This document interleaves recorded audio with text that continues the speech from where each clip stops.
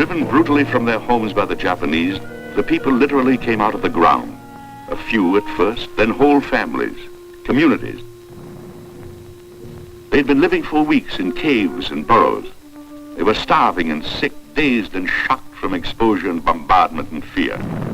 Fear of us, for they believed that their men would be murdered and their women turned over to our troops, that their children and their aged would be shipped to San Francisco to be ground up into dog meat.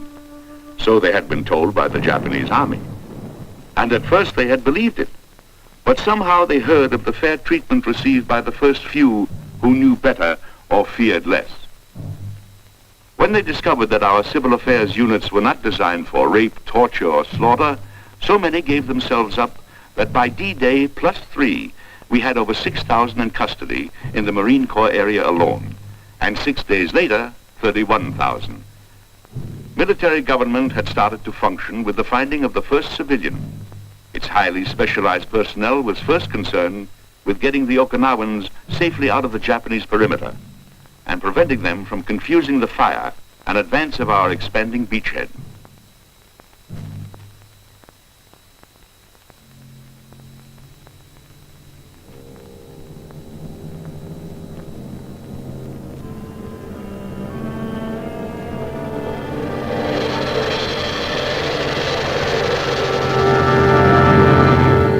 An entire population, equivalent to that of the state of Vermont, had to be rescued from the impact and shock of a battle that was never more than a few thousand yards away. At first, there was no way of knowing how many of these people were yet uncollected. It was known, however, that over 100,000 of the younger and healthier men had been evacuated to Japan just prior to our invasion. It was also known that most of the younger Okinawan women had been forced to accompany the Japanese garrison when it withdrew to the hills. This girl refused to go with them. They cut off her foot and left her alone to starve. The rest of the population had been ordered into the hills with 30 days' rations and commanded to kill themselves rather than submit to capture by the Americans. But they preferred to live. So much so that in 25 days, our civil affairs sections had accumulated 150,000. The vanguard of what would eventually be the largest number of enemy civilians yet captured in the Pacific. Civil affairs encouraged the people to bring as much extra food and clothing as they could salvage. For while we were prepared to meet all cases of distress, their capture did not automatically make them American citizens as some believed. And we did not make the landing for the purpose of philanthropy. The Okinawans are of a mixed and mysterious racial origin, and although they are legally Japanese nationals, they displayed no surface hostility. Nevertheless, one woman was caught with hand grenades concealed under her dress, and some were found smuggling food to bypass Japanese soldiers. They may have been merely innocent bystanders of battle, as they claimed, but they were kept under constant observation and moved quickly from the zone of military installations.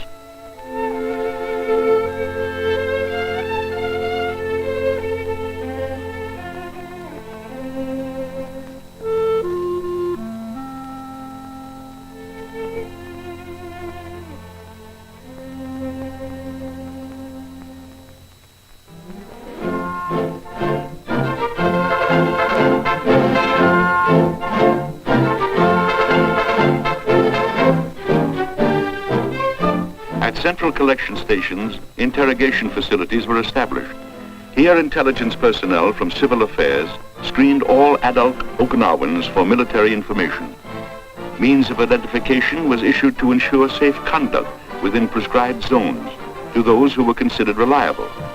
But civilian clothes might be a convenient disguise for Japanese soldiers assigned to espionage, sabotage, or assassination behind our lines.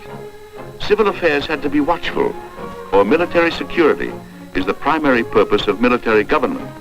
That and humanity is the basis of our beachhead law.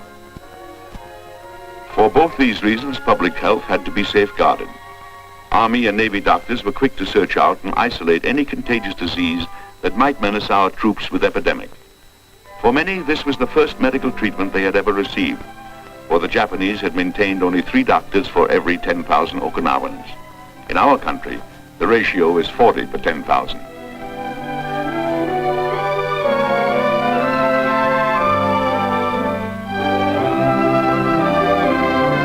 thousands answered sick call daily for treatment of chronic diseases.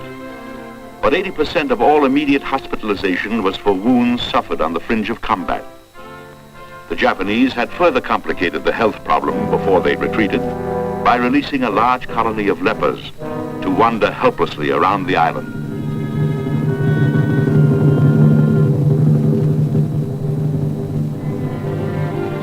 From the collection centers, the civil population was evacuated to villages where they would not hinder our military movement. Here at morning muster, all able-bodied men reported to the civil affairs officer in charge for daily instructions and assignments. They were organized into groups with leaders appointed from among themselves, and under our supervision they helped to govern themselves. They kept daily census, reported their sick, distributed their own food, and aided in the allotment of housing. Their headmen explained and helped enforce our proclamations, such as this one forbidding loitering near military installations. They were not being pampered, but in return for a little dignity, they relieved us of many of the minor problems of nursemaiding over 300,000 civilians. Invaluable aid was offered by a handful of professional people, teachers, doctors, and nurses, like these girls, some of whom had lived in Hawaii. They knew and respected Americans and voluntarily guided their people toward understanding and cooperation. Law is inseparable from order, and to maintain order, all government buildings were sealed by proclamation, impounding for examination all documents which might be of value to our intelligence section. In these buildings were village records and tax rolls, which would aid in restoring confiscated property when military expediency would permit, so that no man could say he was denied justice by his new government.